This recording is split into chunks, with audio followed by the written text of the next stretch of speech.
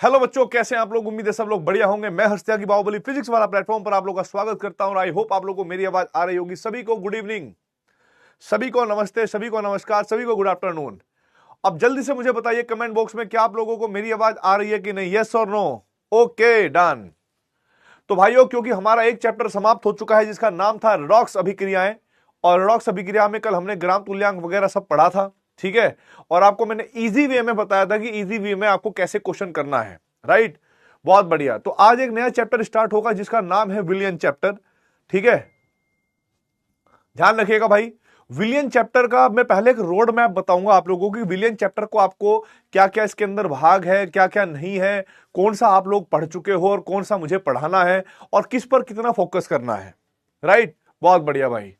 तो फाइनली अब हमारे पास जो नया चैप्टर है उसका नाम है बेटा विलियन, ठीक है। और विलियन चैप्टर को मैं थोड़ा सा यहां पर डिकोड करके बता दूं कि भाई यहां पर क्या क्या हम लोग पढ़ने वाले हैं, ठीक है। देखो, बाकी जब हम लोग विलियन पढ़ेंगे ना बेटा,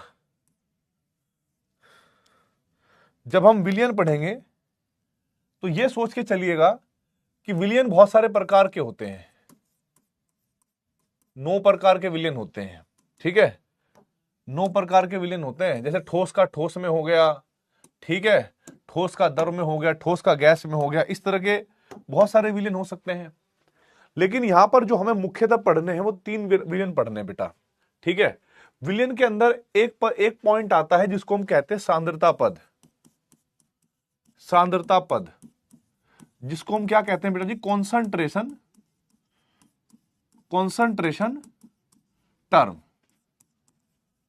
और कॉन्संट्रेशन टर्म की अगर मैं बात करूं तो मोल अवधारणा में मैंने concentration term, Baahubali box method, ठीक है, मोलरता, मोललता, भार बटे भार प्रतिशत, आयतन बटे आयतन प्रतिशत, भार बटे आयतन प्रतिशत, ये सभी प्रकार के क्वेश्चन करवाए हुए हैं। हर तरीके से मैंने आपको मोलरता के बारे में बताया हुआ है और साथ ही साथ नॉर्मलता के बारे में मैंने कल की क्लास में बता दिया।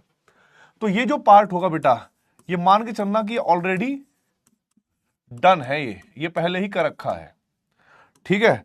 अब हमारे पास क्या होंगे बेटा, विलियन होंगे 3 प्रकार। पूरा चैप्टर इनमें सिमट जाएगा अगर आप लोगों को इस विलियन के बारे में समझ में आ गया, ठीक है, इन विलियनों के बारे में समझ में आ गया। सबसे पहले अगर मैं बात करूं बेटा विलियन के बारे में, ठीक है, तो सबसे पहले एक विलियन होगा हमारे पास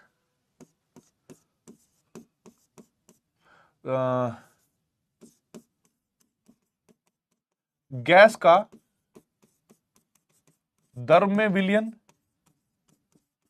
गैस का द्रव में विलियन, ठीक है। अब इसके अंदर बेटा क्या आ जाएगा, गैस के द्रव के विलियन के अंदर, इसके अंदर आएगा हमारे पास हेनरी का नियम और बाकी वाष्प दाब वगैरह सब आएगा, है ना। हेनरी का नियम इसी के अंतर्गत आएगा जो आप लोग पढ़ोगे इस चैप्टर में, ठीक है। जो टॉपिक आएंगे हेनरी के नियम, ठीक है, विलेयता वगैरह सब। उसके बाद हमारे पास क्या होगा बेटा, जरा ध्यान से देखिएगा। दूसरा जो पार्ट होगा हमारे पास, ठीक है, दूसरा जो पार्ट है वो होगा हमारे पास भाई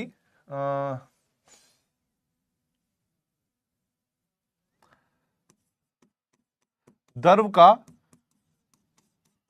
द्रव में विलियन, द्रव का द्रव में विलियन। इसके अंतर्गत आएगा बेटा राउल्ट का नियम, राउल्ट का नियम आप लोगों ने पढ़ा होगा, राउल्ट का नियम, ठीक है। और जो तीसरा हम पढ़ेंगे ना बेटा, तीसरा हमारे पास होगा ठोस का द्रव में विलियन। उसके अंदर आएंगे बेटा हमारे पास अणुसंख्य गुण,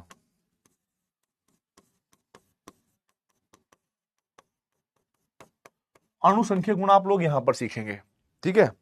अब आप सोचोगे भाई ये अणुसंख्य गुण क्या होते हैं, जैसे वाष्प दाब में अपेक्षिक अवनमन, ठीक है, या भाई हिमांक का अवनमन, या फिर बेटा क्वथनांक का उन्नयन, या आपके पास क्या हो गया परासरण दाब, ये सब बेटा इसके अंदर आएंगे। तो हम लोगों को क्या करना है ना, चीजों को बहुत ओपन करके देखना है। हमें ऐसा नहीं सोचना है कि बताइए विलियन चैप्टर है तो इसमें बहुत सारी चीजें होंगी, बहुत पता नहीं क्या क्या होगा, ऐसा नहीं सोचना है। लाइफ से रिलेटेड जो आप फील कर सकते हो आसपास, उसी के बारे में हम बात करेंगे।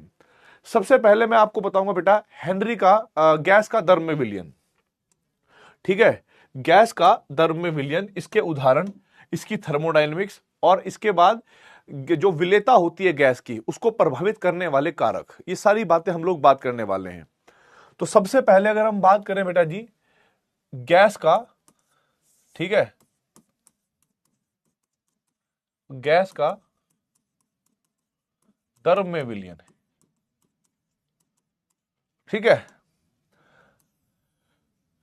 तो इसका जो उदाहरण होता है कि क्या वास्तव में ऐसा कोई विलयन होता भी है जो गैस को किसी द्रव में घोला गया हो, तो बेटा सबसे पहला उदाहरण की अगर हम बात करें तो हमारे पास उदाहरण के लिए आता है कार्बोनेटेड ड्रिंक,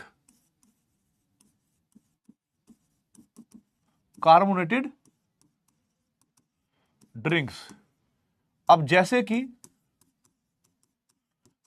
कि आपके पास क्या हो गया बेटा, कोका कोला आप लोगों ने देखा होगा, थम्स अप आपने देखी होगी, ठीक है। और बेटा सोडा वाटर यूज नहीं किया होगा क्योंकि अभी तक आप अल्कोहल पे नहीं आए, लेकिन देखा होगा सोडा वाटर, ठीक है, आदि। ये इसके वास्तविक एग्जाम्पल है जो दुनिया में एज इट इज है।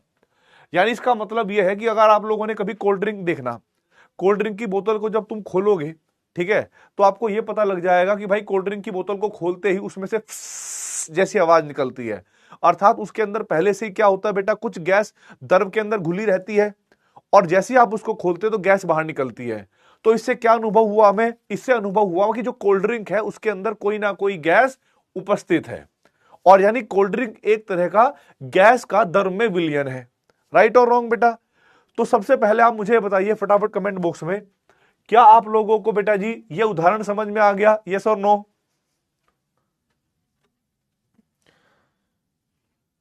क्या आपको ये बात समझ में आ गई बेटा, हाँ या ना?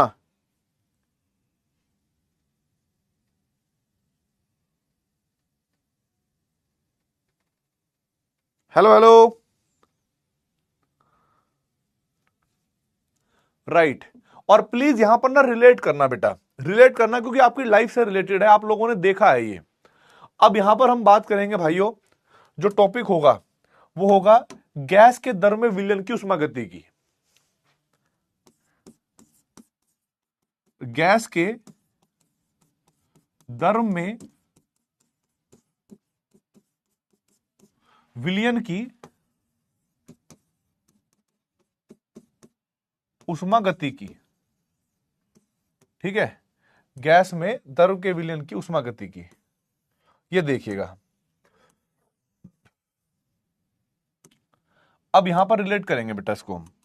सबसे पहले आप लोग ये बताओ बेटा, अगर कोई गैस है, ये गैस के कण होंगे, ठीक है, जो दूर दूर होते हैं गैस के कण हैं। ये मेरे पास क्या होगी बेटा, गैस है। इसको किसी भी माध्यम से, किसी भी मशीन से, किसी भी पंप के द्वारा, ठीक है, किसी भी पंप के द्वारा एक सिलेंडर में पैक करा गया भाई, है ना, और एक सिलेंडर में पैक करा गया, और आप लोग समझ सकते हैं उसके अंदर क्या हो सकता है बेटा, द्रव हो सकता है।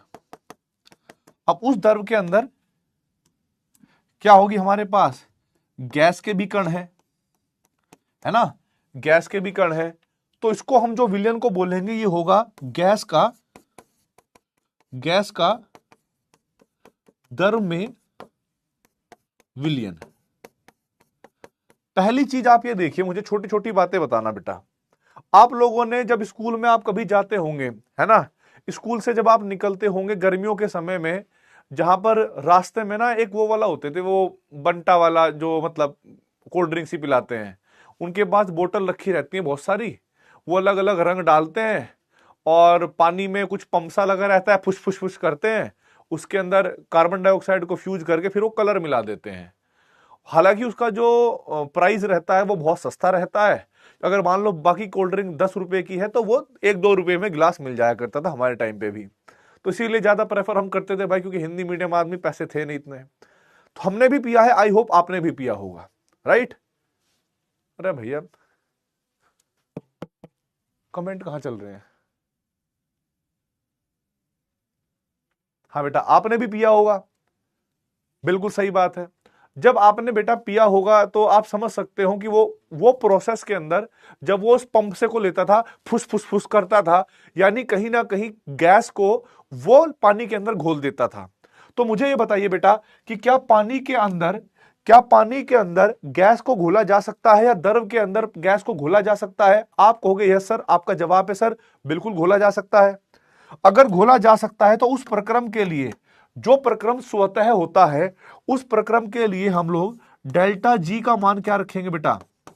नेगेटिव रखेंगे, क्योंकि जो प्रक्रम स्वतः होता है उसके लिए डेल्टा जी का मान क्या होता है बेटा? नेगेटिव होता है। ये बात क्लियर है? ये बात क्लियर है बेटा?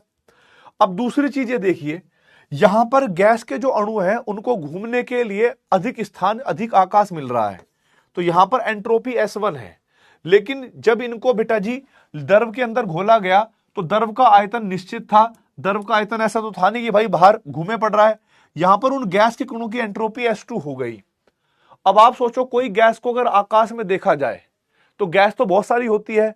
अब किसी गैस को उठाकर हमने कंप्रेस कर दिया, संपीड़ित कर दिया, और संपीड़ित करने के बाद क्या काम करा? संपीड़ित करने के बाद हमने क्या काम करा बेटा? इसके अंदर डिसॉल्व कर दिया, इसके अंदर डिसॉल्व कर दिया। अब इसका जो आयतन है वो क्या है? बहुत छोटा है। अब गैस के कण सिर्फ इसी में घूम रहे हैं, तो यहां पर जो एंट्रोपी है वो घटेगी या बढ़ेगी? एंट्रोपी, बिखरावपन, एंट्रोपी घटेगा या बढ़ेगा बेटा? सोच के देखो।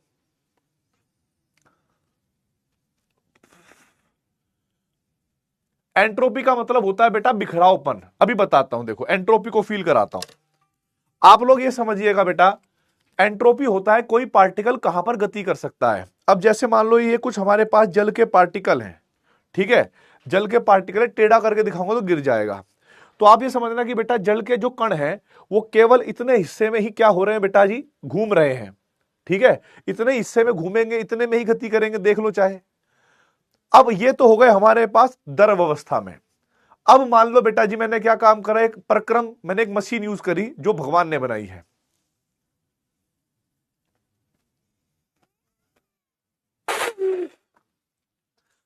अब आप देख रहे हो यहां पर जल के कण कितनी दूर दूर में एकदम फैल गए। जब जल के कण बहुत दूर दूर में फैल गए, इसका मतलब है इनका जो बिखरावपन है वो बढ़ गई, और जब इनका बिखरावपन बढ़ गया तो हम कहेंगे एंट्रोपी जो है वो बढ़ गई। तो एंट्रोपी का मतलब होता है बेटा बिखरावपन, ठीक है, कि थोड़े से पार्टिकल भी अलग अलग स्थान पर रह रहे हैं। अब देखो यहां पर भाई, तो एंट्रोपी जो है वो घटती है, तो मैंने यहां पर क्या लिख दिया बेटा जी? एंट्रोपी का मान नेगेटिव होगा। एंट्रोपी का मान नेगेटिव होगा, ये बात हमें पता लग गई, ठीक है, बहुत बढ़िया। अब देखो बेटा यहां पर, अब यहां पर देखिएगा, जब हम इसकी थर्मोडायनेमिक्स की बात करेंगे तो हम लोग जानते हैं गिब्स हेल्महोल्ट्ज समीकरण। यहां पर देखिएगा, गिब्स समीकरण होती है एक, गिब्स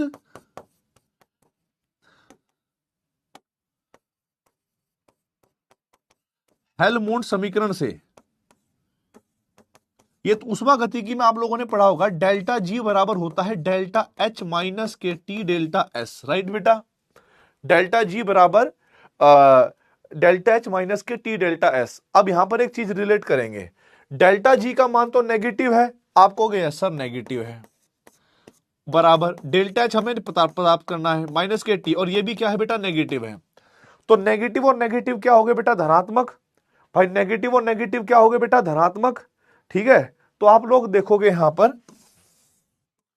कि नेगेटिव मान बराबर डेल्टा एच माइनस के, अब ये प्लस के हो गए क्योंकि नेगेटिव नेगेटिव की गुणा कर दी तो प्लस हो गया, ठीक है।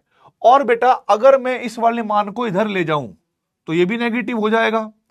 तो आप लोग देखोगे डेल्टा एच तो हमने रखा एक ही साइड, इधर ये नेगेटिव चार्ज था ही, लेकिन नेगेटिव मान था ही, इधर लेकर जाओगे तो ये भी क्या है बेटा जी? नेगेटिव मान ही आ गया। दो नेगेटिव मान का जो योग होता है, दो नेगेटिव मान का जो योग होगा वो कैसा होगा? नेगेटिव ही होगा।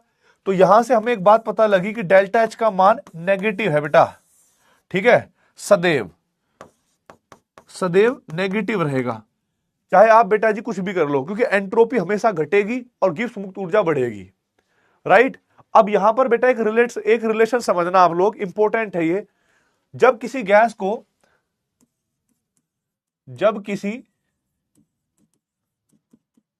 को दर में घोला जाता है, दर में घोला जाता है, ठीक है। जब किसी गैस को दर में घोला जाता है तो यह प्रक्रम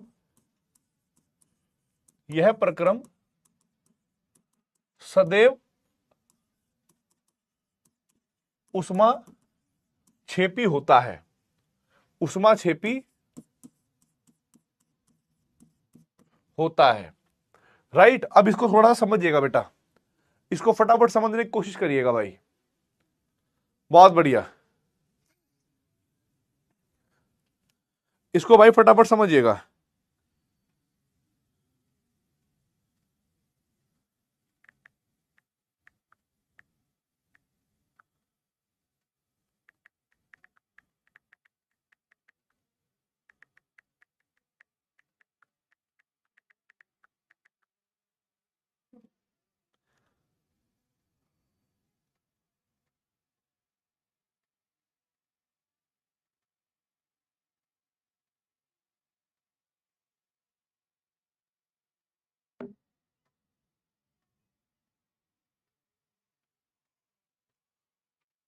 हो गया भाई? आएगा बेटा, आएगा आएगा, क्यों नहीं आएगा बेटा। हाँ नोट्स तो करना है बेटा, ये नोट तो करना है, नोट तो करना है। इसको भी नोट करो फिर एक बार। अब दोबारा से, ठीक, क्या होता है बेटा, इसके ऊपर क्वेश्चन समझो कैसा आएगा, ठीक है। इसके ऊपर क्वेश्चन देखो, ये जो मैंने आपको पढ़ाया है ना, इस पढ़ाने के ऊपर लॉजिक है, ऐसा थोड़ा है कि बिना लॉजिक के बात कर रहा हूं, है ना। पहला चीज देखो, पहला पॉइंट, जब गैस को दर में घोला जाता है तो जो उष्मा गति की पैरामीटर होते हैं, उष्मा गति की मान होते हैं, उनमें हम लोग बात करेंगे कि उन पर क्या प्रभाव आएगा। आप मुझे बताएंगे कि डेल्टा जी क्या होगा जब गैस को घोला गया, डेल्टा एस क्या होगा, और बेटा डेल्टा एच कैसा होगा, ये बताइए आप। इनके मान हैं।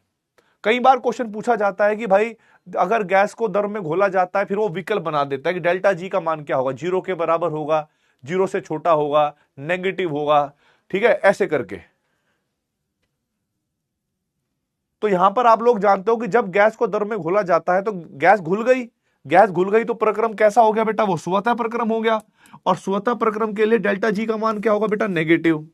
एंट्रोपी तुमने देख ही ली कि जब तक गैस को हम दर में घोलेंगे नहीं तो गैस ज्यादा आयतन में, ज्यादा स्पेस में उसके कण गति कर सकते हैं, और जब उसको संपीड़ित करके किसी दर में घुला जाएगा तो वहां पर उसका जो बिखरावपन है, पार्टिकल का जो बिखरावपन है, वो कम हो जाएगा, अर्थात यहां पर जो एंट्रोपी होगी बेटा वो भी नेगेटिव हो गई।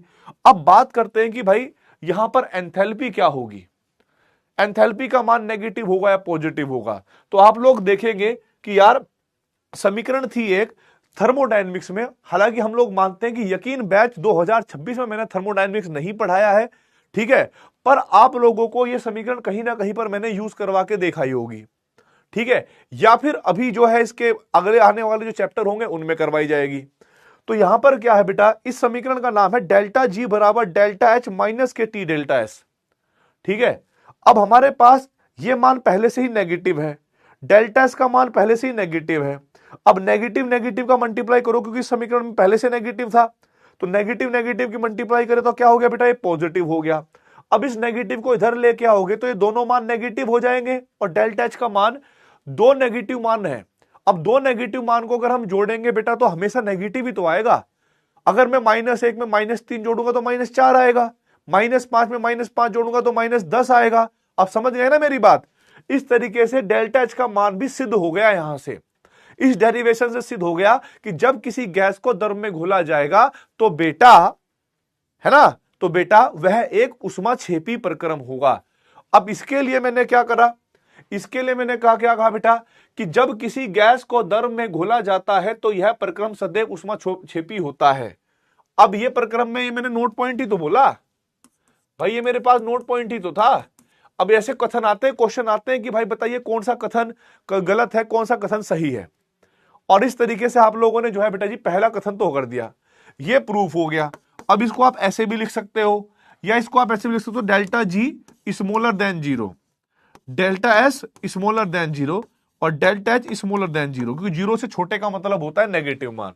तो चाहे तो ऐसे लिखो चाहे ऐसे लिखो। अब मुझे बताइए फटाफट कमेंट बॉक्स में, क्या आप लोगों को ये बात समझ में आ गई बेटा, यस और नो?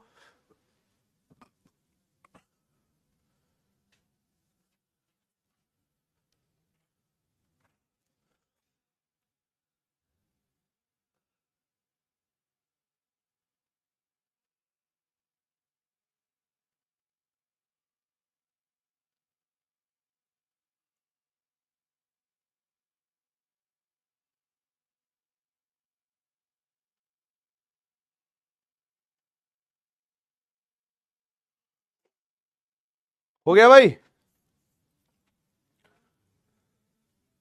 डन, बहुत बढ़िया। अब देखो बेटा यहां पर नेक्स्ट, अब हम बात करेंगे बेटा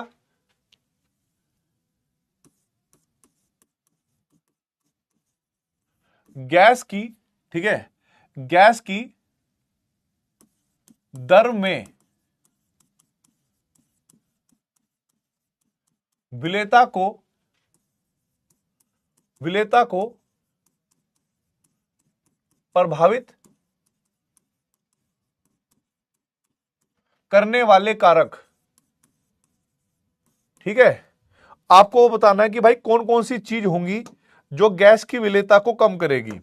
ऐसा नहीं है कि मैं कुछ अलग से बताऊंगा बेटा, आपको पता है, मुझे इतना विश्वास है कि आपको पता है, पर जैसे ही मैं कुछ याद दिलवाऊंगा ना बेटा, बहुत बढ़िया। अब यहां पर देखो बेटा, यहां पर मैं कुछ कुछ याद दिलवाऊंगा, कमेंट बंद, बकवास कर रहे हो फालतू की। इधर देखो यहां पे गधे कहीं के, पहला है ताप का प्रभाव, ठीक है, पहला होगा बेटा जी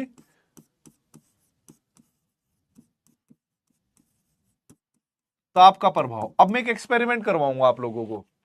मैं ये मान के चलता हूं कि जो हिंदी बोलते हैं, अधिकतर हिंदी बोलने वाले लोग, या इस बैच में जो ज्यादातर लोग हैं वो उत्तराखंड, उत्तर प्रदेश, राजस्थान, हरियाणा, ठीक है, कुछ पंजाब से भी हैं, मैं ये नहीं कह रहा पंजाब से नहीं हूं, कुछ पंजाब से भी होंगे, बिहार से होंगे, मध्य प्रदेश से होंगे, ठीक है। पर जैसे महाराष्ट्र वगैरह उस साइड में अगर जाएंगे थोड़ा गर्मी बढ़ जाती है, शायद उधर जब गर्मी बढ़ती है तो वो सर्दियों में नहाते नहीं होंगे गर्म पानी में। मैंने ये नहीं कहा कि नहाते नहीं होंगे, प्रॉपर नहाते होंगे गर्म पानी में, वो ठंडे पानी में नहाते होंगे।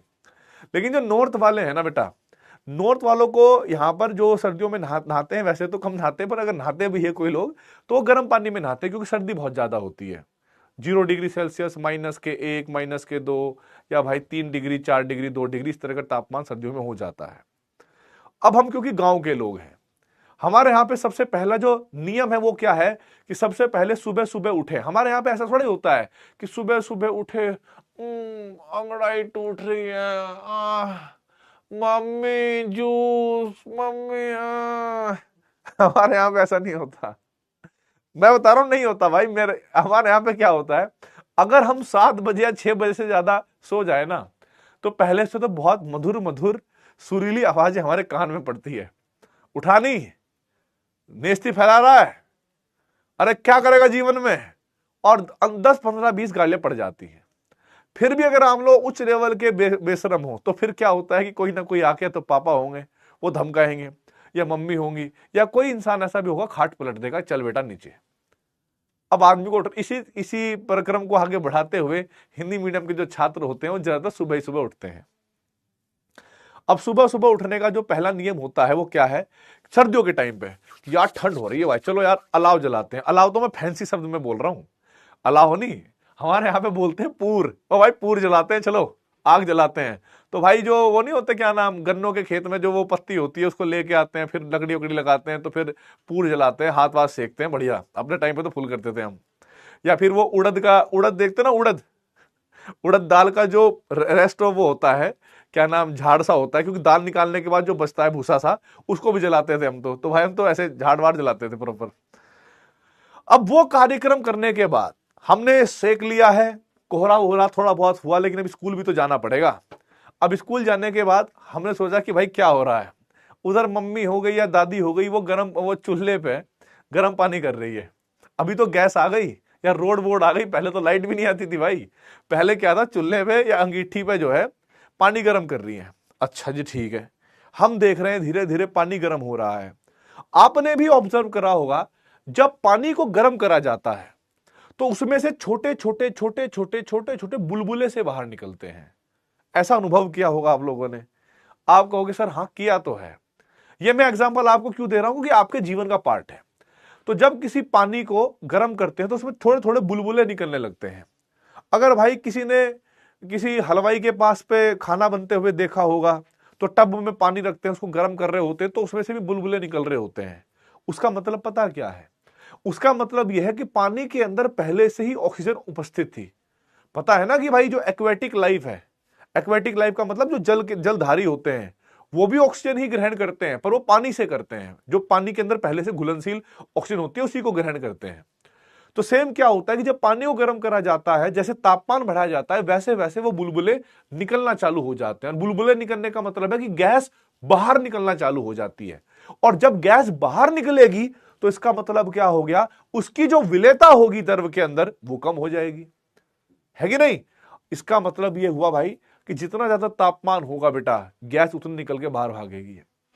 दूसरा उदाहरण देखिए बेटा, आप लोगों ने कोल्ड ड्रिंक पी होगी।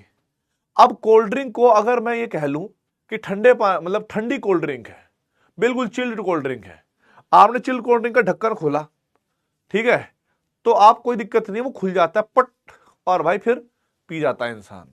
क्लियर है? लेकिन अब लेकिन यहां पर देखिएगा, दूसरा यह है कि अगर मान लो मेरे पास गर्म कोल्ड ड्रिंक है और मैंने हल्का सा ही ढक्कन खोला, फुस बाहर निकल जाती है।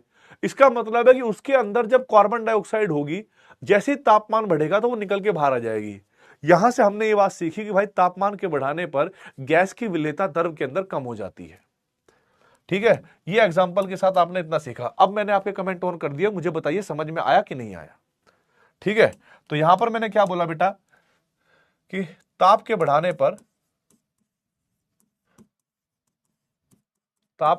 पर गैस की द्रव में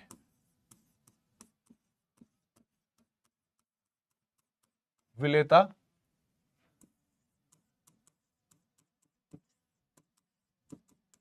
घट जाती है। ठीक है, विलेयता घट जाती है। बहुत बढ़िया।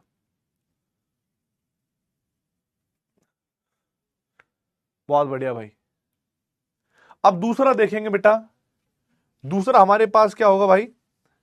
दूसरा होगा हमारे पास दाब का प्रभाव।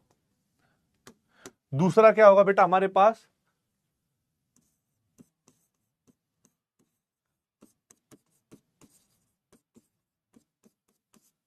दाब का प्रभाव। आप लोग देखेंगे, मान लो एक कंटेनर है,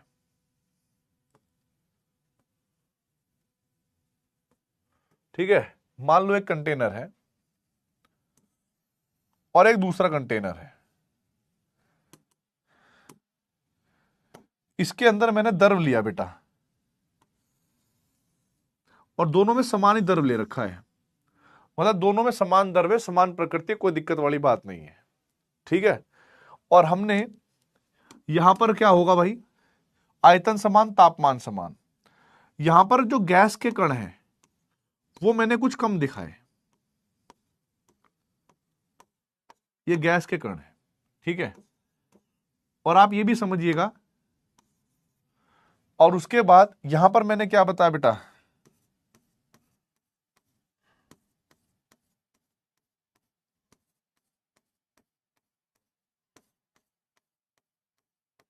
एक तरीका ये है, ठीक है, एक तरीका ये है बेटा। और अगर आपको ये भी समझ नहीं आया तो बेटा एक उदाहरण और दूंगा मैं आपको, ठीक है, एक उदाहरण और दूंगा कि भाई मेरे पास ना एक कंटेनर है ऐसे करके, ठीक है, इसके अंदर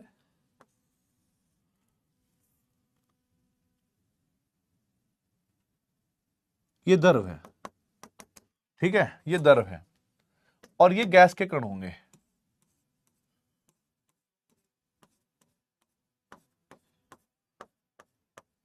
ये क्या हो गया हमारे पास, एक मूवेबल पिस्टन है और इसके अंदर ये गैस है। और जब गैस होगी तो एक इक्का दुक्का इसके अंदर घुल भी जाएगी, ऐसा नहीं घुलेगी नहीं। तो ये अब हमारे पास क्या हो गया, हमने प्रेशर को इंक्रीज करा बेटा। हमने क्या करा, प्रेशर यानी दाब को बढ़ा दिया, इंक्रीज कर दिया। तो प्रेशर कैसे बढ़ेगा, प्रेशर कैसे बढ़ेगा बेटा, देखो ध्यान से। प्रेशर बढ़ेगा अगर हम इसके ऊपर कुछ द्रव्यमान रख दें, है ना, कुछ द्रव्यमान रख दें। तो हमारे पास क्या हुआ कि ये जो मूवेबल पिस्टन थी बेटा, ये यहां पर आ गई नीचे। ठीक है, अब हमारे पास नीचे आ गई ये मूवेबल पिस्टन और हमने कुछ द्रव्यमान m रख दिया होगा इस पर। m द्रव्यमान की वस्तु रख दी होगी तो दाब बढ़ गया होगा ऊपर। और जब द्रव्यमान ऊपर बढ़ेगा तो आप लोग ये सोचकर देखिएगा, ठीक है, कि द्रव तो हमारे पास लगभग उतना ही रहेगा बेटा जितना पहले था, लेकिन ये जो कण होंगे ये और पास पास आएंगे, और पास पास आएंगे तो बेटा यहां पर भीड़ भाड़ होगी और ये द्रव के तल पर भी क्या लगाएंगे बेटा, दाब लगाएंगे और अंदर घुस जाएंगे। यानी इस बार गैस जो है वो ज्यादा घुलेगी, कहां पर बेटा जी, द्रव के भीतर। ठीक है, तो दो एग्जांपल दिए मैंने, एक बार कम कण थे, एक बार ज्यादा कण थे। तो आप लोगों ने एक फॉर्मूला पढ़ा होगा, PV इक्वल्स टू NRT, या फिर N को आप क्या लिख सकते हो बेटा, नंबर ऑफ पार्टिकल अवगाद्रो नियतांक RT, कि जहां पर N का मान ज्यादा होगा, कणों की संख्या ज्यादा होगी, वहां पर दाब ज्यादा होगा, और जहां दाब ज्यादा होगा वहां पर विलयन के अंदर भी, या मतलब द्रव के अंदर ज्यादा विलेयता होगी। तो यहां पर गैस के अंदर, द्रव के अंदर ज्यादा कण होंगे बेटा, और यहां पर इक्का दुक्का कण होंगे। या फिर दूसरा मैंने डायग्राम बना के बताया कि भाई एक मूवेबल पिस्टन थी, एक मूवेबल पिस्टन थी, तो बेटा यहां पर गैस का आयतन ज्यादा था, दाब कम था। और दाब और गैस, दाब और आयतन क्या होते हैं, एक दूसरे के व्युत्क्रमानुपाती, बॉयल का नियम पढ़ा होगा। जैसे हम इसको दबाएंगे तो ये सारे गैस के कण संपीड़ित होकर एक जगह पे आ जाएंगे, अधिक दाब लगाएंगे और फिर ये क्या करेंगे, द्रव के अंदर घुल जाएंगे। ठीक है, अब मुझे बताइए, अगर मैं दाब बढ़ाता हूं तो गैस की जो विलेयता है द्रव के भीतर वो बढ़ेगी या घटेगी, फटाफट बताइए बेटा, गैस की विलेयता बढ़ेगी या घटेगी बेटा।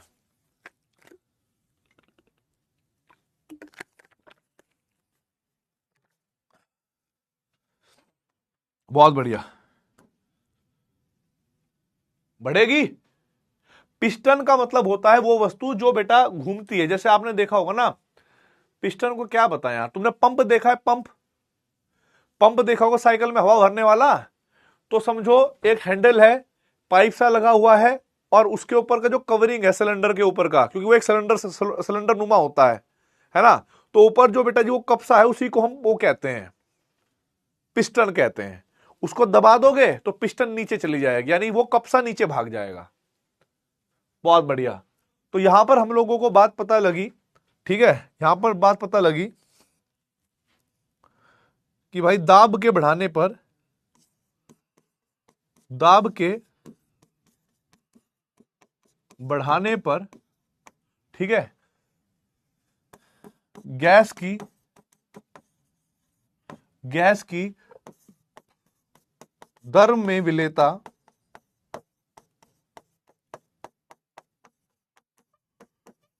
बढ़ती है, द्रव में विलेयता बढ़ती है बेटा। ये पॉइंट अगर आप लोगों को क्लियर हो गया हो तो मैं आगे बढ़ूंगा अब, ठीक है।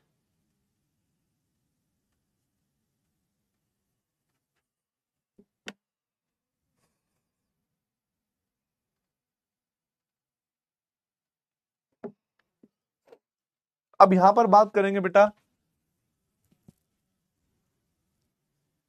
बिल्कुल सही बात है। अब यहां पर एक चीज देखेंगे बेटा सबसे पहले, अब तीसरा नियम है बेटा, गैस तथा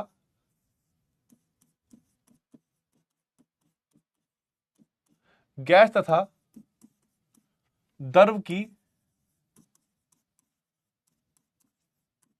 प्रकृति पर कैसे निर्भर करती होगी, ये बात समझ लेते हैं हम लोग। गैस या द्रव की प्रकृति पर कैसे निर्भर करती होगी, ये बात थोड़ा समझ लेते हैं। अब यहां पर बेटा ध्यान रखना, थोड़ा सा इंपॉर्टेंट है, समझना मेरी बात को, ठीक है। यहां पर दो चीजें होंगी, एक एक चीज समझाऊंगा और उसके ऊपर एक एक क्वेश्चन भी करवाऊंगा। सबसे पहले क्या होगा कि ये गैस है ना, वो पहली बात तो द्रव को पसंद नहीं करती। लेकिन चलो आपने टेम्परेचर कम कर रखा होगा, दाब बढ़ा दी होगी, तब किसी गैस को द्रव में घोल दिया होगा, राइट। अब कोई भी गैस द्रव में अच्छे से तब घुलेगी जब उसका द्रव के साथ कोई चक्कर चल जाएगा। चक्कर चलने को हम कहते हैं इंटरेक्शन, ठीक है। वो बात करना चालू हो जाए, दोस्ती हो जाए, प्यार हो जाए।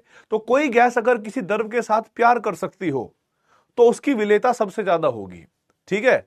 ये बात आपको ध्यान रखनी है। और अगर वो प्यार नहीं कर पाई, कोई संबंध नहीं बना पाई, तो उसकी विलेयता उतनी अच्छी नहीं हो पाएगी। तो रिलेटिवली आपको मैं बता देता हूं बेटा, यहां पर एक बात समझ के, यदि कोई गैस द्रव के साथ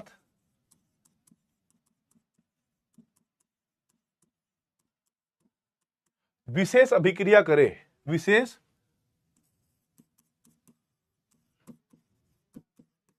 अभिक्रिया करती हो, अर्थात द्रव के साथ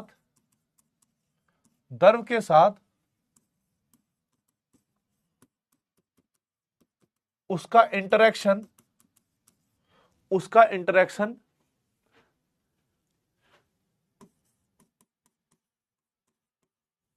अधिक हो,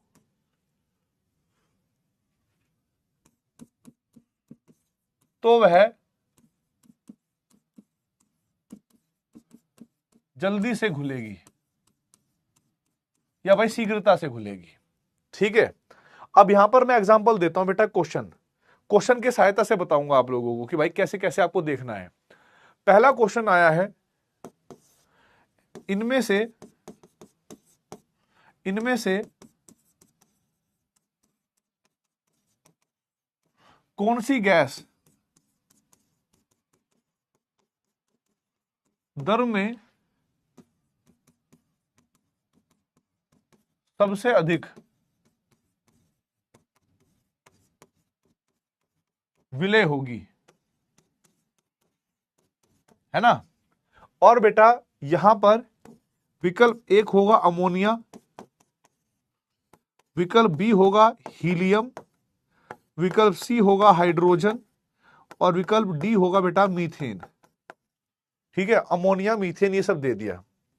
तो फटाफट भाई कमेंट बॉक्स में मुझे बताइए क्या आंसर होगा। और मैं यहां पर पोल भी दे रहा हूं आपको 1 मिनट का, बताइए भाई।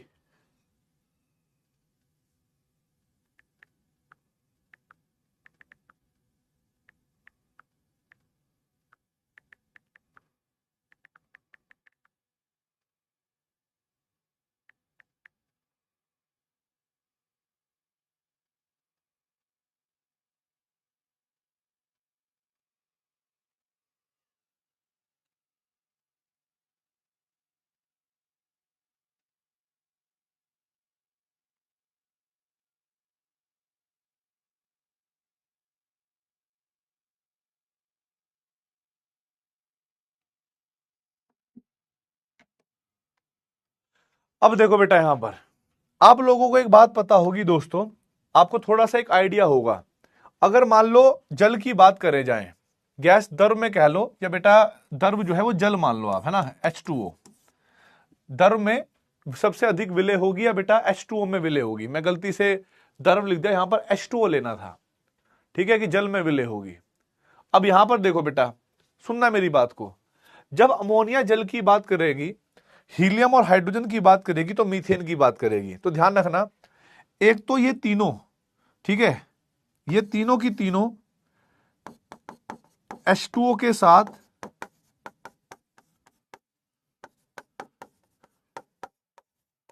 न कोई अभिक्रिया करती है,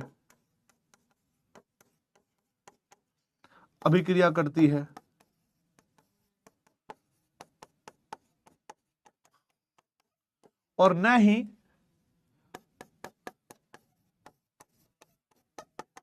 हाइड्रोजन बॉन्डिंग करती हैं। लेकिन आप लोगों को कहीं ना कहीं एक आइडिया लग रहा होगा कि जल के अंदर लोन पेयर ऑफ इलेक्ट्रॉन है, और आपको यह भी पता लग रहा होगा कि यहां पर नाइट्रोजन हाइड्रोजन के साथ कनेक्ट है। इतना सभी जानते हैं, यकीन के हर एक बच्चा, कि जो, ठीक है, कि जो गैस, ठीक है, जो गैस या जो हाइड्रोजन नाइट्रोजन, ऑक्सीजन या फ्लोरीन के साथ कनेक्ट होता है वो हाइड्रोजन बॉन्डिंग कर सकता है। तो हम यहां पर एक बात समझे बेटा इसके बारे में कि अमोनिया H2O के साथ हाइड्रोजन बॉन्डिंग कर सकती है।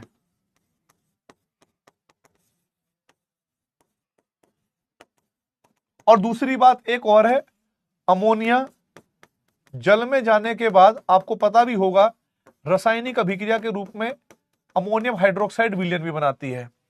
यह अभिक्रिया भी पड़ी होगी। तो ज्यादा इंटरेक्शन किसने किया बेटा? ज्यादा इंटरेक्शन किसने किया बेटा? सोच के देखो। आप कहोगे सर जी ज्यादा इंटरेक्शन करने वाला तो हमारे पास यही है ए। तो हम लोगों ने क्या कर दिया बेटा जी, ए को टिक किया कि यही सबसे ज्यादा आपके पास इंटरेक्शन करेगी जल के साथ और यही बेटा जी ज्यादा विलय होगी। तो यहां पर गैस तथा द्रव की प्रकृति पर भी निर्भर करेगा। गैस तथा द्रव की प्रकृति पर भी निर्भर करेगा। तो ए आंसर होगा। ठीक है, तो हमारे पास करेक्ट आंसर होगा ए। इसमें से बहुत सारे बच्चों के तुक्के ही चले हैं मैक्सिमम। ठीक है, पता नहीं क्या लिखा, क्या सोच के तुमने सी आंसर दिया है, पर खैर कोई बात नहीं। और जो ए वाले भी हैं वो भी 0.000 सेकंड वाले हैं, ये भी सब तुक्का मार है। ये तो मुझे यह है कि तुम्हारे साथ पोल करवाने ही नहीं चाहिए, बस पढ़ाता जाऊं चुपचाप। बहुत ठीक, चलो आगे बढ़ते हैं अब। ठीक है,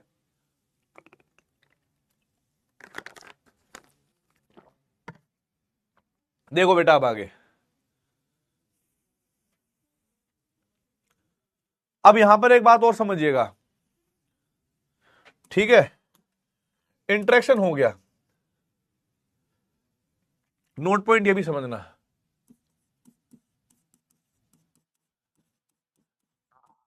यदि कोई गैस द्रव के साथ क्रिया ना करे तो वे गैस अधिक विलय होंगी, अधिक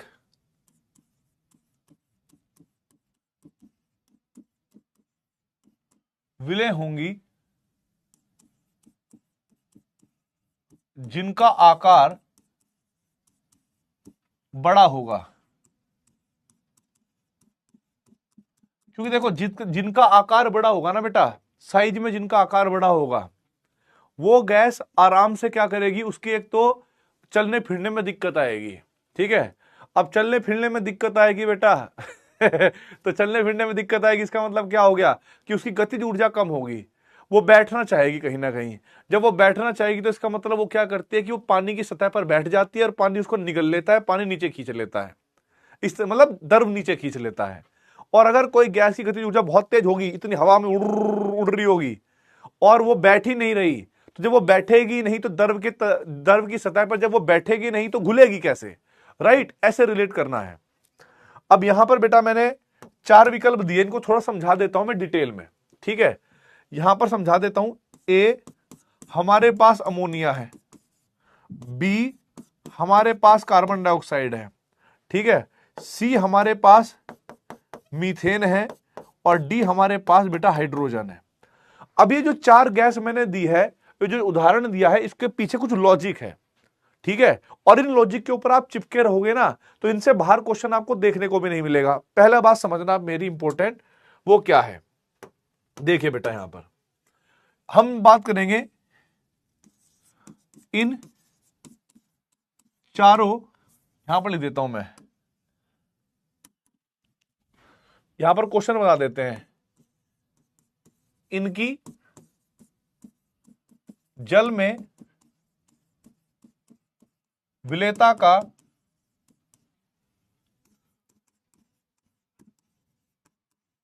सही क्रम क्या होगा?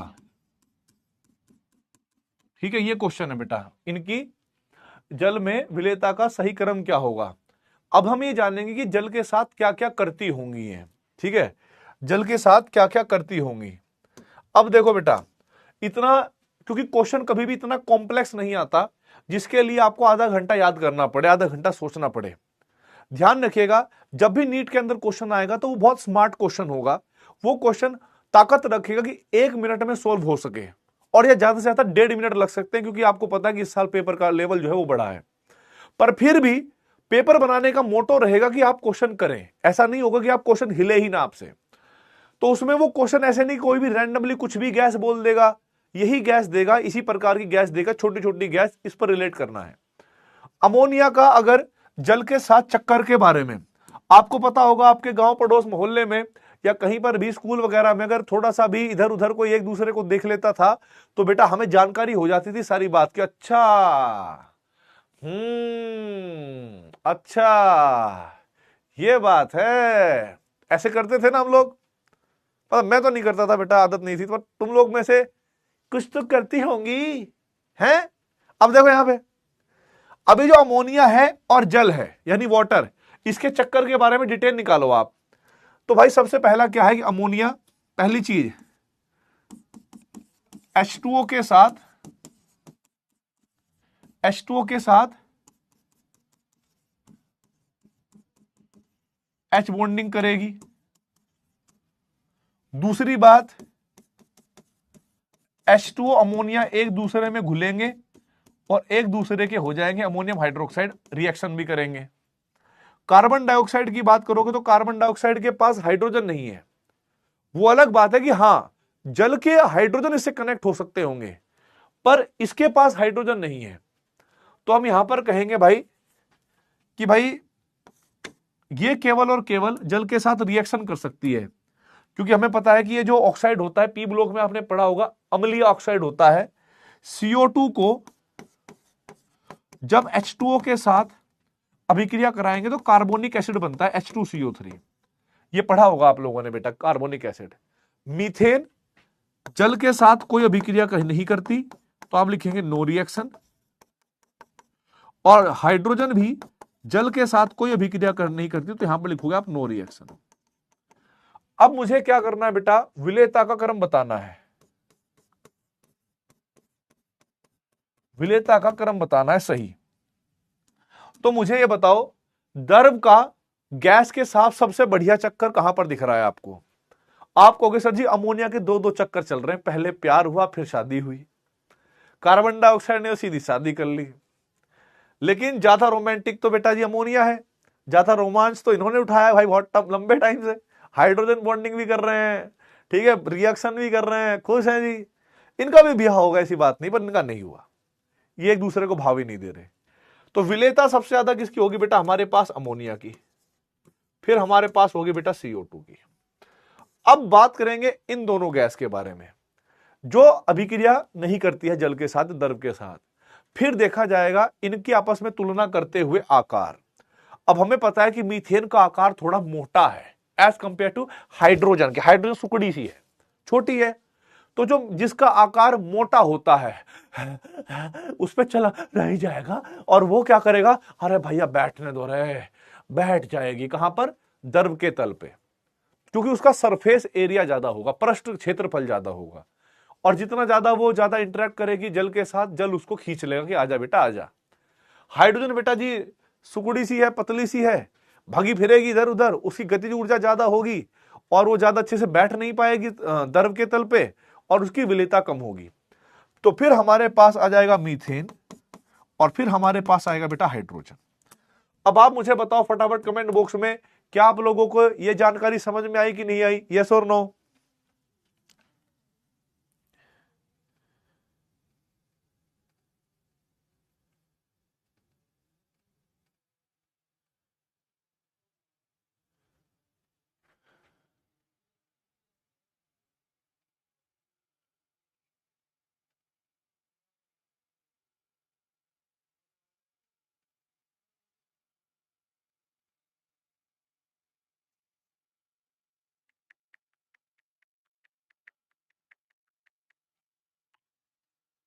बताओ भाई,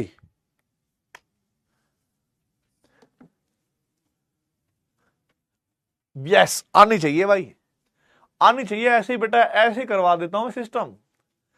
अब यहां पर देखो बेटा, यहां पर हमारे पास क्या आएगा,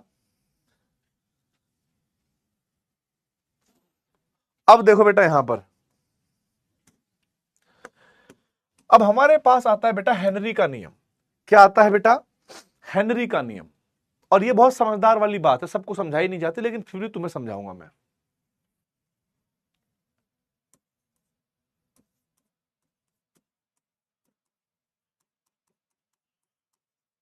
हेनरी का नियम, ठीक है, हेनरी का नियम, इसको थोड़ा समझना है, ठीक है। हेनरी क्या कहता है? हेनरी आपको इस तरीके से समझाएगा कि मान लो एक सिलेंडर है, ठीक है, एक क्या है बेटा, सिलेंडर है। यहां पर थोड़ा काला काला करा, यहां पर इन है गैस, यहां से गैस को डालेगा और इस तरीके से ऐसे उसने द्रव बनाया। गैस के जो कण हैं वो थोड़े कम हैं, गैस के जो कण हैं वो थोड़े कम हैं। जब कम गैस के कण होंगे तो इसकी तरल पे, इसकी जो सतह है उस पर बैठने वाले कण भी कम ही होंगे और कम ही दाब होगा। तो बेटा इसके अंदर इक्का दुक्का कोई गैस के कण घुले रहेंगे, अदरवाइज वैसे ही रहेंगे। दूसरी अवस्था क्या होगी बेटा? दूसरी अवस्था में हमने फिर ऐसा ही एक कंटेनर लिया, उसके अंदर हमने द्रव को सेम रखा,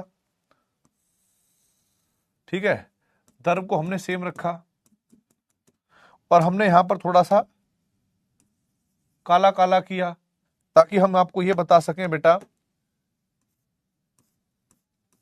कि गैस इसके अंदर जाएगी। तो यहां पर मैंने गैस के कण बहुत सारे ले लिए, यहां पर गैस के कण बहुत सारे ले लिए बेटा।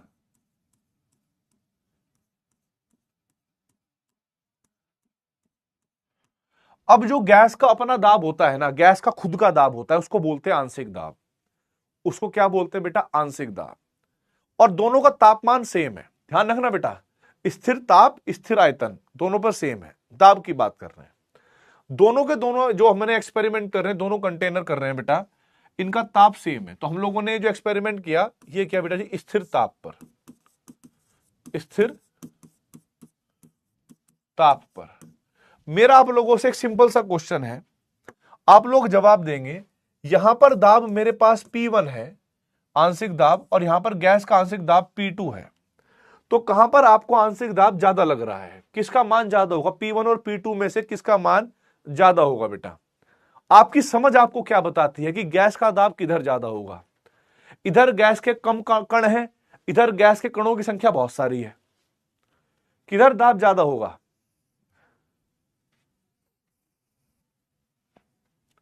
Very good, P2 is more.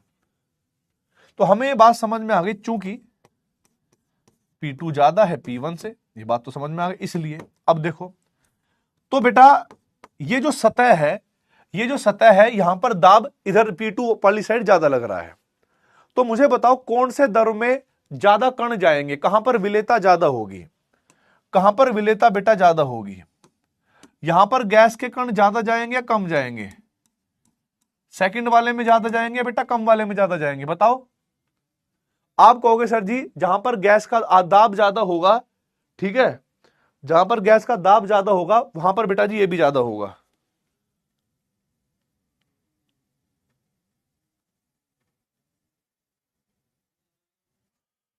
ठीक है, बहुत बढ़िया।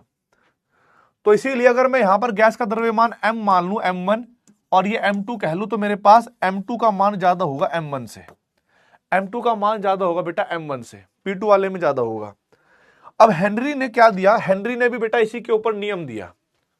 इन्होंने क्या कहा, सबसे पहले समझिएगा, ठीक है, हेनरी का नियम, ठीक है। तो मैं कहूंगा स्थिर ताप पर, या इस नियम के अनुसार, इस नियम के अनुसार, ठीक है, इस नियम के अनुसार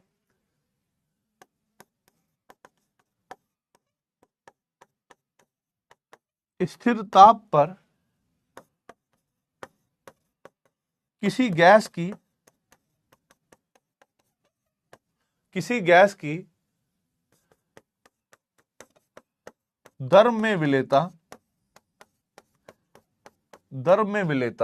ठीक है, किसी गैस की दर में विलेयता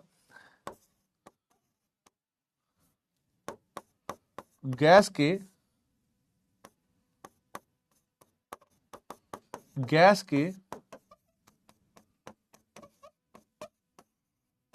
आंशिक दाब के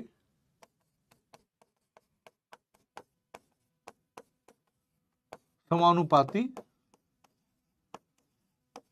होती है, ठीक है, दाब के समानुपाती होती है। इसको ये हेनरी का नियम है बेटा। अब हेनरी के नियम का डेरिवेशन समझेंगे हम लोग। हाँ ये पढ़ा हुआ है ना, लेकिन अभी बेटा इसको डेरिवेशन में कन्वर्ट करेंगे। ये पढ़ा हुआ है मैं मानता हूं, लेकिन अब इसको डेरिवेशन में कन्वर्ट करेंगे बेटा। बहुत बढ़िया।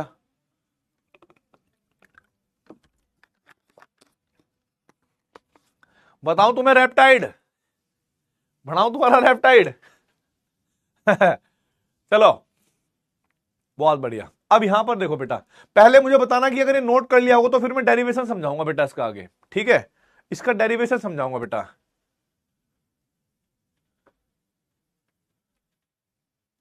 हाँ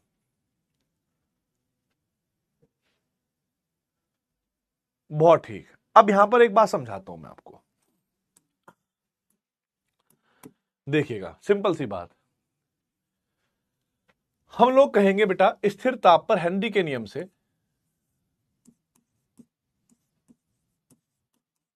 स्थिर ताप पर हेनरी के नियम से जो गैस का द्रव्यमान होगा, मतलब विलेय गैस का द्रव्यमान, वो समानुपाती होगा बेटा आंशिक दाब के, यानी प्रेशर ऑफ गैस के। समझ में आ गई? जो द्रव्यमान होगा, क्योंकि देखो आप लोग इतना तो समझ गए होंगे, यहां पर जितना ज्यादा दाब लगाओगे गैस का द्रव्यमान द्रव के भीतर उतना ही ज्यादा होगा, ठीक है। और यहां पर क्या होगा बेटा, हमारे पास m एक कांस्टेंट आएगा इनटू में प्रेशर ऑफ गैस, ये आएगा बेटा k इनटू में प्रेशर ऑफ गैस। अब बहुत सारे बच्चों को पता क्या लगेगा कि k को हम लोग हेनरी नियतांक बोलते हैं। k को क्या बोलेंगे? हेनरी नियतांक। तो ये बात गलत हो जाएगी बेटा।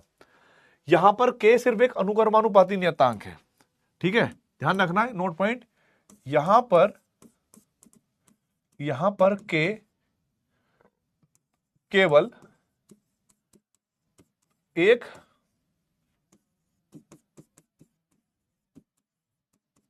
अनुक्रमानुपाती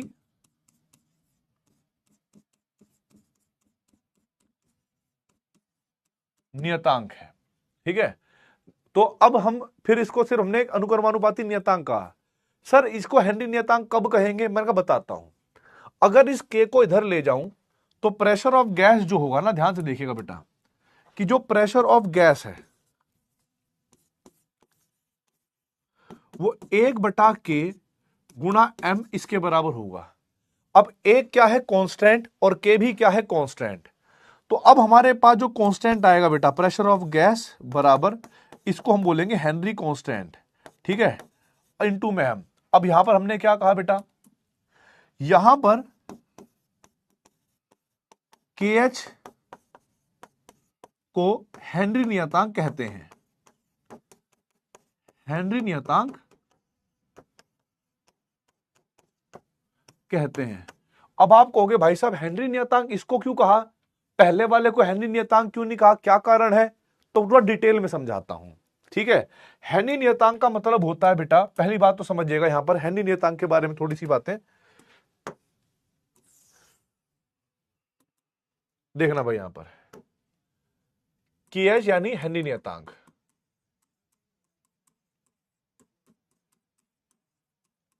हेनरी नियतांक का मान, हेनरी नियतांक का मान केवल गैस की प्रकृति तथा ताप पर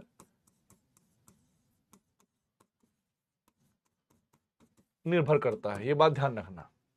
और एक खास बात और ध्यान रखना, हेनरी नियतांक की मान जिस गैस का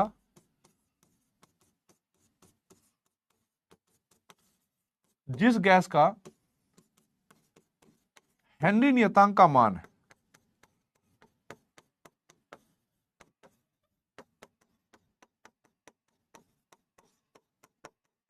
जितना अधिक होगा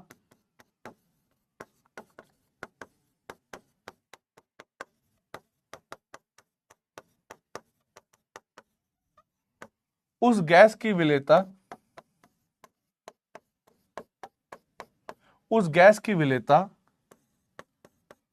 दर में उतनी ही कम होगी। अब आप टेंशन ना ले बेटा, ये जो मैंने हिंदी लिखवाई है ना, इसको मैं प्रूफ करूंगा, टेंशन ना लेने की जरूरत है आपको पहले क्या है कि जो देखो यहां तक तो समझ में नहीं आया होगा कि अच्छा 1/kh को हेनरी नियतांक बोलते हैं, ठीक है। अच्छा ये भी समझ में आ गया, लेकिन जब ये बात समझ लोगे आप कि जिस गैस में हेनरी नियतांक का मान ज्यादा होता है उस गैस की विलेयता उतनी कम होती है। कैसे होती है ये भी मैं प्रूफ करूंगा, और फिर मैं भी बताऊंगा कि इसी को मैंने हेनरी नियतांक क्यों कहा, इसको क्यों नहीं कहा, ठीक है। तो फटाफट इस स्लाइड पर जो कुछ लिखा हुआ है बेटा इसको नोट करिए, फिर आगे बढ़ूंगा। फटाफट नोट करिए बेटा।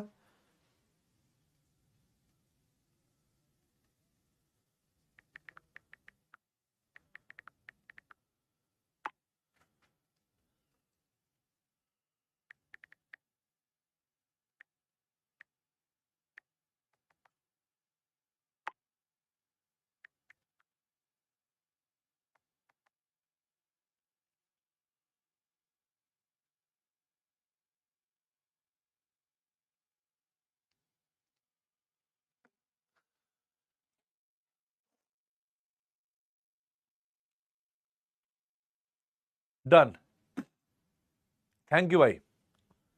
अब मेरी बात सुनना बेटा, यहां पर समझना, आपको रिलेट करवाता हूं ऐसे करके। मान लो एक एक्सपेरिमेंट करवाऊंगा मैं ना, एक एक्सपेरिमेंट करवाऊंगा और यहां पर 4 अलग अलग गैस लूंगा अपनी तरफ से, 4 अलग अलग गैस लिए, 4 अलग अलग कंटेनर लिए बेटा, ठीक है। और मैंने यहां पर इस तरीके से द्रव ले रखे हैं बेटा, द्रव ले रखे हैं, द्रव ले रखे हैं, द्रव ले रखे हैं, ठीक है। यहां तक कोई दिक्कत नहीं है।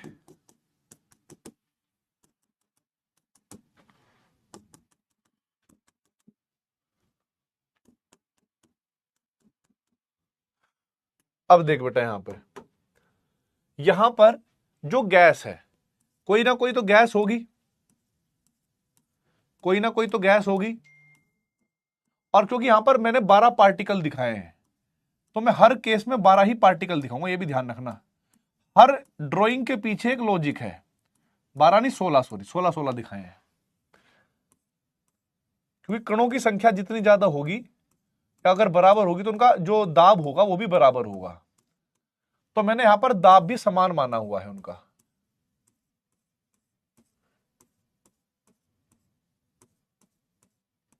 ठीक है।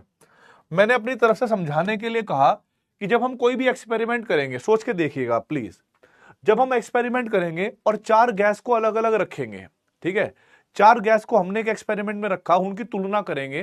तुलना इस प्रकार करेंगे भाई किसकी विलेयता ज्यादा होगी, किसकी विलेयता कम होगी, चलो चेक करते हैं। हम लैब में चले गए, लैब में जाने के बाद मैंने 4 अलग अलग कंटेनर लिए, उन 4 कंटेनर में मैंने गैस रखी अलग अलग, ठीक है। यहां पर ये गैस ए है, ये गैस बी है, ये गैस सी है और ये गैस डी है। जब मैं इनकी तुलना करूंगा ना बेटा, जब मैं इनकी तुलना करूंगा तो मुझे ताप और दाब तो स्थिर करना पड़ेगा ना, तभी तो कंपेयर कर पाऊंगा इनके नेचर के बारे में, ठीक है। तो मैंने कहा बेटा स्थिर ताप दाब पर, स्थिर ताप तथा दाब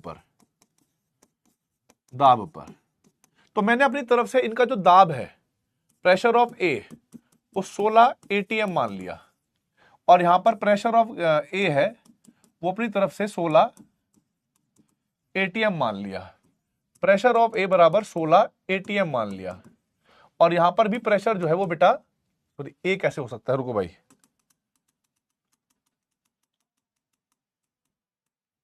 हाँ, तो बी के प्रेशर को भी मैंने क्या मान लिया, 16 एटीएम, सी के प्रेशर को भी 16 एटीएम, और डी के प्रेशर को भी बेटा मैंने 16 एटीएम मान लिया। ये मैंने समझाने के लिए सबको बराबर बराबर दाब पे लिया। फिर क्योंकि इनकी प्रकृति तो अलग अलग होगी, इसीलिए हेनरी नियतांक तो अलग अलग होंगे, तो इसका मैंने हेनरी नियतांक क्या माना बेटा, ध्यान से देखिएगा।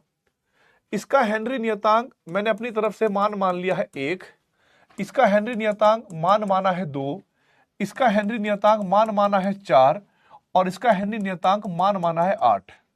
अपनी तरफ से मान लिए, क्योंकि मैंने एक ऑर्डर दिखाया कि हेनरी नियतांक का मान बढ़ने पर एक्चुअल में क्या होगा। अगर मैं ये वाली समीकरण लगाता हूं, ध्यान से देखिएगा, ये वाली समीकरण जिसको मैंने कहा है कि ये हेनरी की समीकरण है, ये मेरे पास क्या है बेटा, हेनरी की समीकरण है। लो सर, तो ये क्या है बेटा, मेरे पास हेनरी की समीकरण है। तो जब आप रिलेट करोगे ना यहां पर, तो हेनरी की समीकरण कहती है कि जो प्रेशर ऑफ गैस है वो है हेनरी कांस्टेंट इनटू में मास, राइट और रॉन्ग।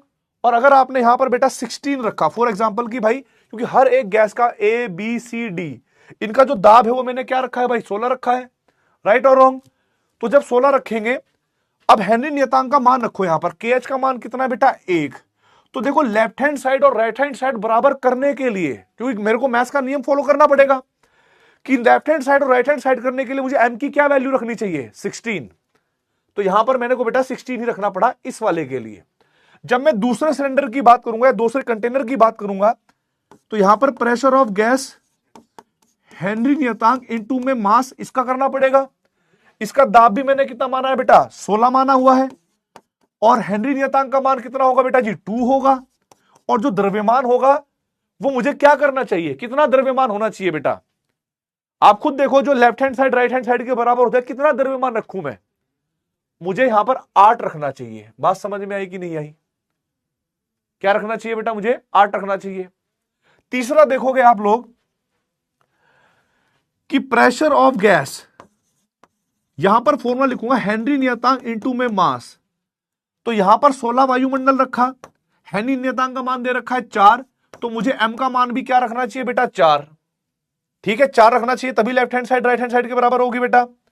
और यहां पर प्रेशर ऑफ गैस बराबर हेनरी नियतांक गुणा मास, तो यहां पर क्या होता हमारे पास 16 बराबर 8 गुणा 2। आप अगर ध्यान से देखोगे ना बेटा, आपने देखा इधर से इधर जाने पर हेनरी नियतांक का मान बढ़ रहा है, और आप देखोगे द्रव्यमान 16, 8, 4, 2 घट रहा है। यानी ये वाली समीकरण जहां पर द्रव्यमान के साथ कांस्टेंट की मल्टीप्लाई करी है, ये इस वाली स्टेटमेंट की व्याख्या करता है, एक्सप्लेन करता है कि जैसे जैसे गैस का हेनरी नियतांक का मान बढ़ता है या जितना अधिक होता है, उस गैस का विलेयता द्रव्य में उतनी ही कम होती है। ये इस चीज को फॉलो कर रहा है कि हेनरी नियतांक का मान बढ़ रहा है तो बेटा जी हमारे पास विलेयता कम होगी। इसीलिए ये वाली समीकरण को हमने हेनरी की समीकरण भी कहा, और इस वाले नियतांक को हमने हेनरी नियतांक कहा। पर अगर इस वाली समीकरण में आप देखोगे, यहां पर के का मान एम के व्युत्क्रमानुपाती है।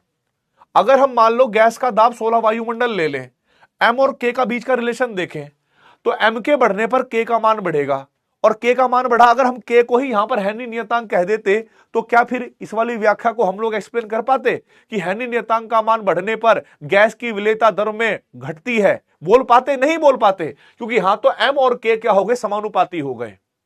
एम और के क्या हो गए बेटा, समानुपाती हो गए। इसीलिए इसको 1/k करके हमने ऐसे लेके चले गए। तो मुझे बताओ बेटा, ये एक्सपेरिमेंट क्लियर हुआ कि नहीं हुआ, यस और नो? ये एक्सपेरिमेंट क्लियर हुआ कि नहीं हुआ?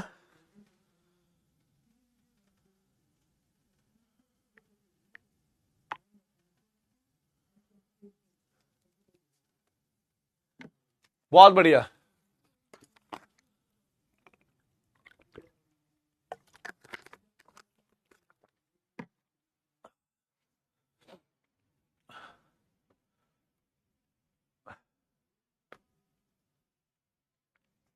बहुत बढ़िया।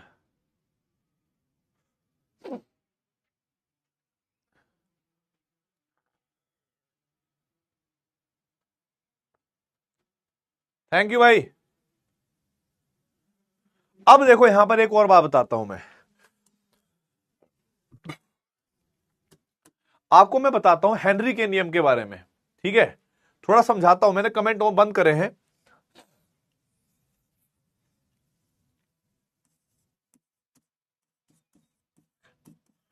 हेनरी की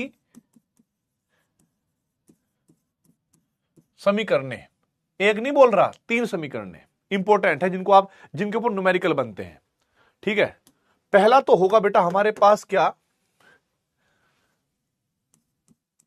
कि भाई प्रेशर ऑफ गैस बराबर हेनरी नियतांक गुणा द्रव्यमान, राइट। इतनी बात मान गए आप, ये होती है, ये पहली समीकरण बेटा बिल्कुल होती है। अब आपको एक बात बताता हूं बेटा मैं, अगर मान लो मेरे पास कंटेनर है, मेरे पास कोई कंटेनर है, यहां पर मैंने कोई द्रव लिया और इसके अंदर कोई गैस है जिसको मैंने m द्रव्यमान बोला था कि उस गैस का द्रव्यमान m होगा, ठीक है। जो इसके लिए समीकरण मैंने ये लिखी, राइट। ऊपर भी गैस के कण होंगे ऐसा भी नहीं मान रहा मैं, यहां पे नहीं होगा। पर आप सोचो बेटा, यहां पर गैस का द्रव्यमान जितना ज्यादा होगा, गैस के मोल भी तो नहीं ज्यादा होंगे।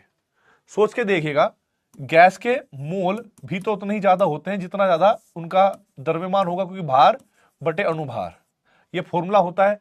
छोटा m का मतलब होता है भार, यहां पर मैंने छोटे m को भार मानी मास से डिनोट कर रखा है, और ये मोलर मास। तो बेटा आप मुझे बताइए, यहां पर गैस का मास जितना ज्यादा होगा, मोल भी तो उतने ही ज्यादा होंगे कि नहीं होंगे, राइट और रॉन्ग। और फिर आता है मोल प्रभाज। अगर मुझे गैस का मोल प्रभाज निकालना है, ठीक है, तो गैस के मोल बटे गैस के मोल प्लस लिक्विड के मोल। तो गैस के मोल जितने ज्यादा होंगे, ये समानुपाती है गैस के किसके बेटा जी, मोल प्रभाज के, ठीक है। तो यहां से आप लोग रिलेट करेंगे कि द्रव्यमान के बढ़ने पर मोल बढ़ेंगे, मोल के बढ़ने पर मोल प्रभाज बढ़ेगा। तो इनडायरेक्टली हम ये कह सकते हैं कि m जो है वो समानुपाती है किसके बेटा जी, मास ऑफ गैस समानुपाती है गैस की विलेयता, जब उसको मोल प्रभाज में रखते हैं। रिलेट कर रहा हूं मैं, इसके अंदर द्रव्यमान जितना मोल ज्यादा, मोल ज्यादा मोल प्रभाज ज्यादा। तो मैंने कहा कि जितना गैस का द्रव्यमान होगा, इस द्रव के अंदर गैस का मोल प्रभाज भी उतना ही अधिक होगा।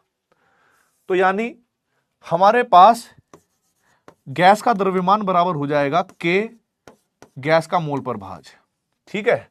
अब m की जगह पर यही तो गैस का द्रव्यमान हुआ करता था जो घुल जाती थी। तो यहां पर मैं लिखा भाई प्रेशर ऑफ गैस बराबर हेनरी नियतांक गुणा K और इनटू में गैस का विलेयता कह लो या गैस का मोल प्रभाज जो उसके अंदर है। अब यहां पर एक कांस्टेंट दूसरे कांस्टेंट से मल्टीप्लाई करेगा तो एक और कांस्टेंट आएगा जिसको आप हेनरी नियतांक कहोगे, लेकिन हेनरी नियतांक डैश, क्योंकि इनके ऊपर ना न्यूमेरिकल आते हैं बेटा। बस प्रॉब्लम ये होती है कि हमें थोड़ा सा ये समझना पड़ेगा, ध्यान से देखिएगा, हमें थोड़ा सा ये समझना पड़ेगा दोस्तों कि कौन सा फॉर्मूला कब यूज करना है। ये भी हेनरी नियतांक है और ये भी हेनरी नियतांक है। इसमें भी बेटा देखो, हेनरी नियतांक का मान बढ़ाओगे तो द्रव्यमान घटेगा, जहां पर हेनरी नियतांक का मान बढ़ाओगे तो बेटा मोल प्रभाज घटेगा। बात एक ही है, विलेयता को ही रिप्रेजेंट करते हैं दोनों समीकरण। पर आपको क्वेश्चन में ना, क्वेश्चन हल करने के लिए जब आप क्वेश्चन को हल करोगे और आपको कोई न्यूमेरिकल यूज मतलब न्यूमेरिकल सॉल्व करना है, तो आप लोगों को वहां पर KH की यूनिट देखनी पड़ेगी। इस समीकरण के अनुसार जो यूनिट होगी KH की, ध्यान रखना बेटा, KH की यूनिट जो होगी वो होगी P की यूनिट। अब P की यूनिट का मतलब होता है बेटा, वो बार में हो सकता है, वायुमंडल में हो सकता है, PPM में हो सकता है, किसी में भी। P की यूनिट मतलब प्रेशर की यूनिट, और बेटा क्योंकि किलोग्राम नीचे जाएगा है ना, और बटे चाहे ग्राम हो या किलोग्राम हो, बटे किलोग्राम चला जाएगा। यहां पर अगर यूनिट हुई हमारे पास P की यूनिट बटे किलोग्राम यानी ATM प्रति किलोग्राम, तो हमें द्रव्यमान वाला जो है फॉर्मूला यूज करना है। अब आप लोग जानते हैं कि मोल प्रभाज की कोई यूनिट नहीं होती है, मोल प्रभाज की यूनिट नहीं होती। अगर मुझे यहां से KH की यूनिट निकालनी है, KH डैश की यूनिट निकालनी है, तो वो बराबर होगी बेटा गैस के दाब की यूनिट। यानी गैस का दाब का यूनिट क्या होगा बेटा, ATM हो सकता है, ठीक है, बार हो सकता है, ठीक है, बार में हो सकती है, और भाई MM/Hg में हो सकती है, जैसा आप निकालना चाहें। तो यहां से हम लोगों को रिलेट हुआ कि अगर हेनरी नियतांक की यूनिट दाब की किसी यूनिट के बराबर ही दे रखी होगी तो तब हम ये वाली समीकरण प्रयोग करेंगे। और अगर बेटा हेनरी नियतांक की यूनिट दाब बटे किलोग्राम, दाब बटे ग्राम, ऐसा कुछ दे रखा होगा, तब ये वाली समीकरण का प्रयोग करेंगे। किसके लिए बेटा, जब हम कभी भी हेनरी नियम से न्यूमेरिकल सॉल्व करेंगे। तो ये छोटी छोटी बातें थी जो मुझे बतानी थी आपको, ठीक है, ये छोटी छोटी बातें थी बेटा, इतने बारीकी से कि भाई यूनिट देखकर आपको समीकरण देखने, दोनों ही समीकरण करेक्ट है।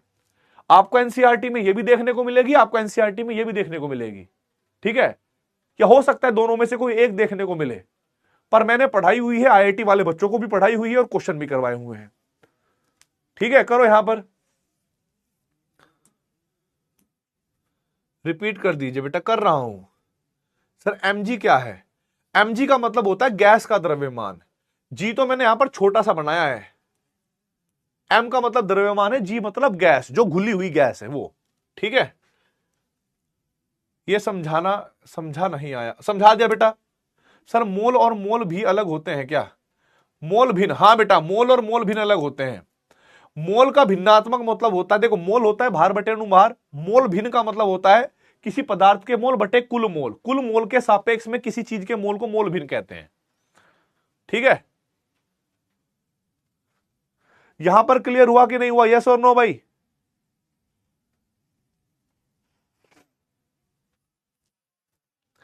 अब एक बात और ध्यान रखेंगे भाई,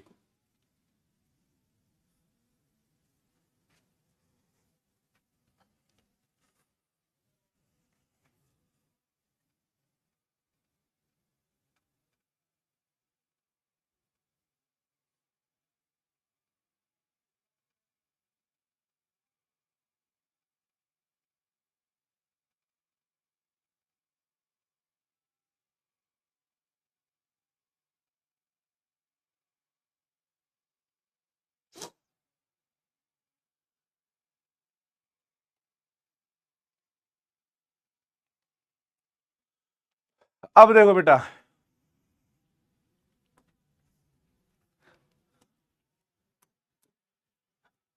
एक और है बेटा,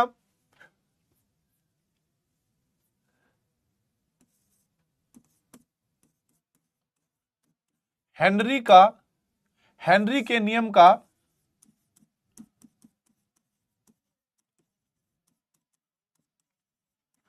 एक और रूप, जब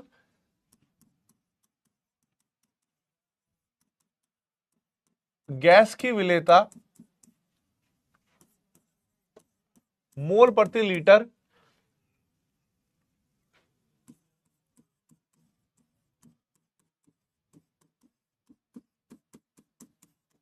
दी गई हो, गैस की विलेयता मोल प्रति लीटर में दी गई हो। अब यहां पर सुनना भाई मेरी बात, सुनना मेरी बात को, यहां पर गैस की विलेयता मोल प्रति लीटर में दी गई हो,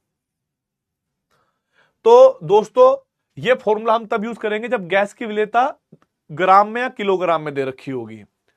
ये हम तब यूज करेंगे जब गैस की विलेयता मोल प्रभाज यानी मोल भिन्न के रूप में दे रखी होगी। अगर गैस की विलेयता मोल प्रति लीटर में दे रखी है, तब आपके पास फॉर्मूला होगा बेटा जी एस बराबर, ठीक है, एस बराबर हेनरी नियतांक इनटू में प्रेशर ऑफ गैस, और एस का मतलब होता है सोल्यूबिलिटी यानी विलेयता, ठीक है। एस का मतलब क्या हो गया बेटा जी, सोल्यूबिलिटी यानी विलेयता मोल प्रति लीटर में, और केएस तो आपको पता है बाकी सब। अगर मोल प्रति लीटर में होगा तो ये वाली समीकरण यूज करेंगे बेटा, ठीक है। फटाफट नोट करिएगा भाई, फटाफट नोट करिए भाई।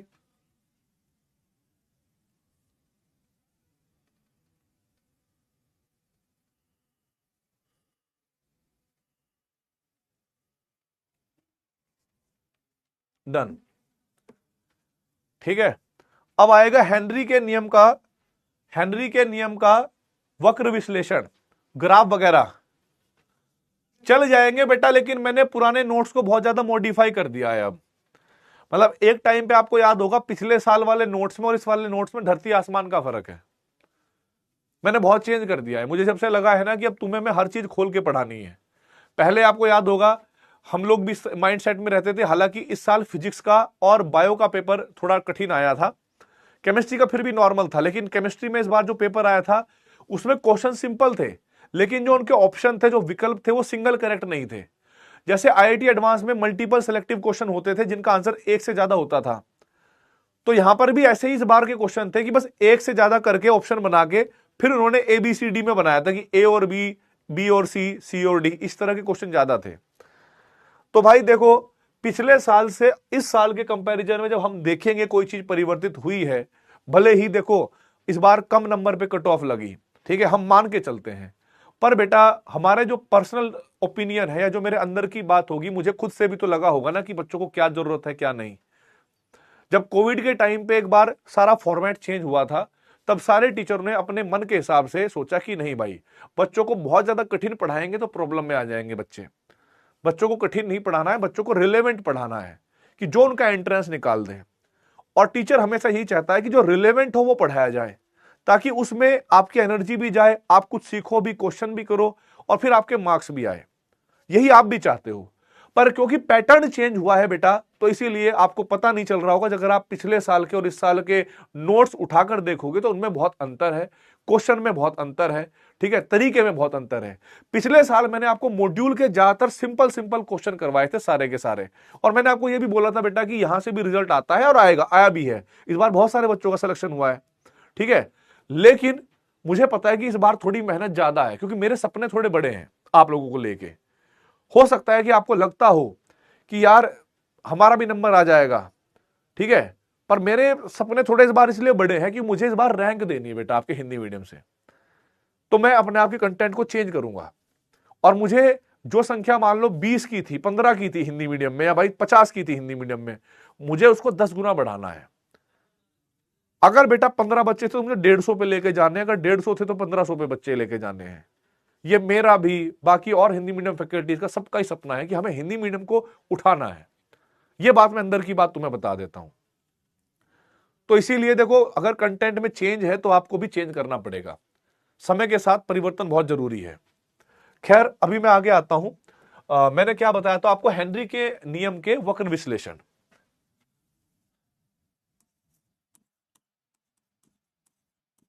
हेनरी के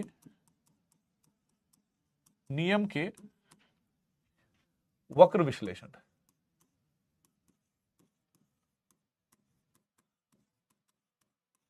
देखो बेटा, सबसे पहले तो अगर मैं बात करूं, पहला तो यही इसी समीकरण का देख लेते हैं हम लोग कि भाई प्रेशर ऑफ गैस, गैस का दाब बराबर हेनरी नियतांक गुणा विलेयता गैस की, इसी की बात कर लेते हैं। तो अगर मैं यहां पर इस वाली समीकरण को इस तरीके से अरेंज करूं कि एक तरफ मैंने ऐसे लिखा भाई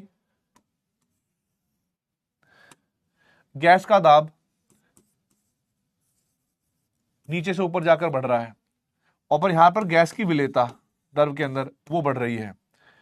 तो जब आप कंपैरिजन करोगे बेटा इस समीकरण से दो अक्षों के बीच में, तो आपको समीकरण मिलेगी y बराबर mx प्लस c से।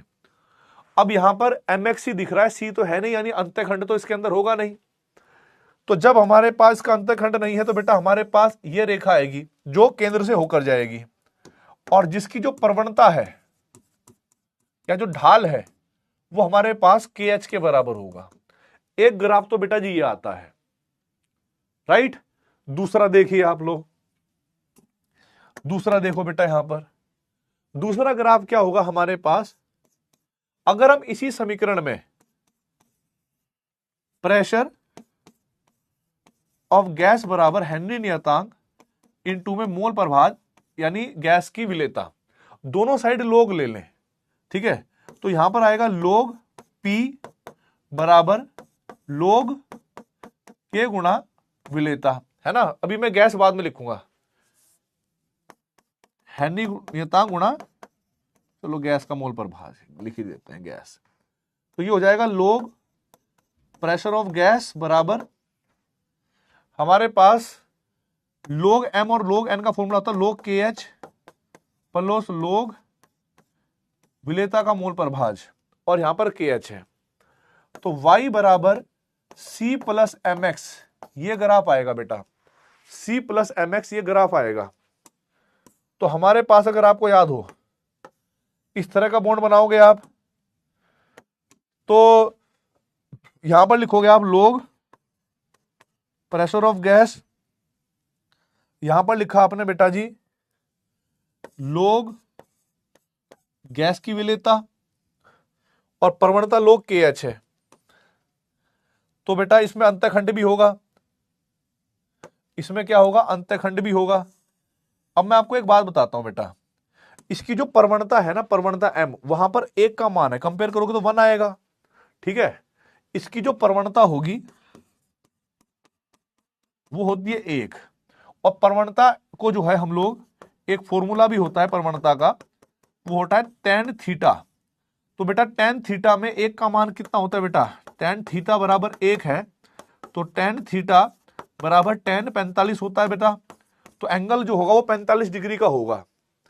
तो यहां पर जो आप ग्राफ बनाओगे ऐसे बनाओगे, ठीक है, तो ये जो एंगल दिखाओगे आप 45 डिग्री का दिखाओगे, ठीक है, कि भाई इस तरीके से अंतःखंड था, फिर ये ऐसे बढ़ा, तो ये था लोग पी और लोग विलेयता के बीच का ग्राफ, और ये था बेटा जी गैस का दाब और गैस की विलेयता का दाब, ठीक है।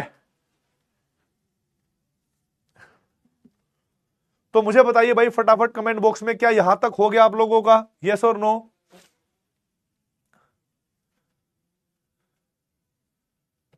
बहुत बढ़िया, यहां तक हो गया बेटा,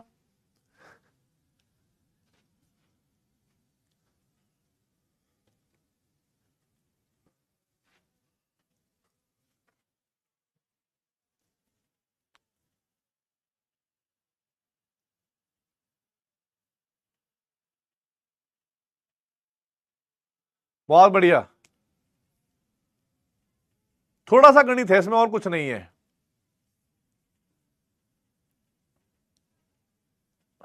ओके डन।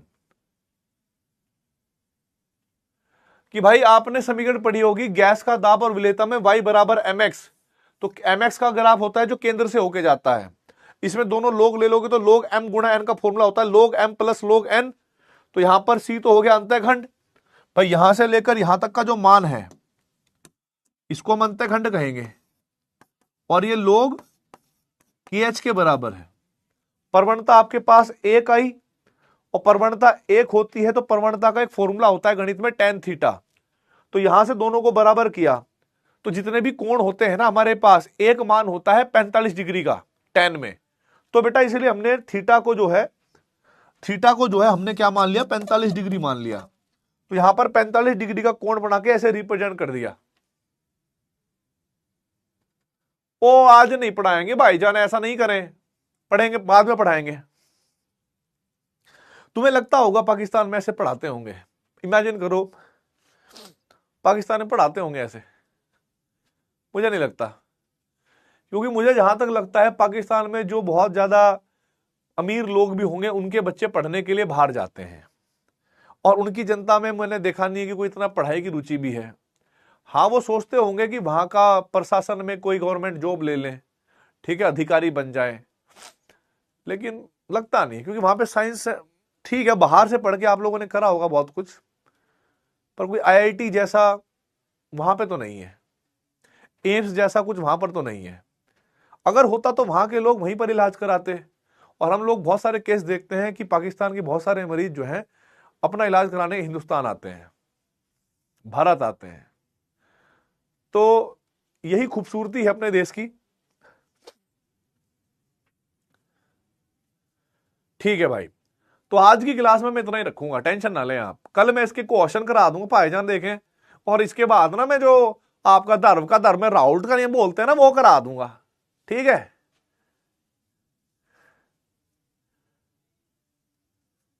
भाई अभी यहां पर तेज बारिश नहीं हो रही, यहां पे तो बहुत गर्मी हो रही है आज, सीरियसली। चलो भाई, अपना तो रोला ऐसे ही रहता है बेटा। तो चलिए भाई, अपने देश का ऐसे ही नाम आगे बढ़ाना है, आपको भी डॉक्टर बनना है और बहुत अच्छे डॉक्टर बनना है, ठीक है। तो बहुत बढ़िया, आपको पढ़ाकर बड़ा अच्छा लगा। आज की क्लास में आप लोगों ने समझा, बहुत बढ़िया। और ऑल द वेरी बेस्ट। जय हिंद, जय भारत, वंदे मातरम, भारत माता की जय। मिलते हैं अगली क्लास में, तब तक के लिए ओके बाय। आज छोड़ दी मैंने क्लास, चलो 10 मिनट पहले। मौज मारो आज।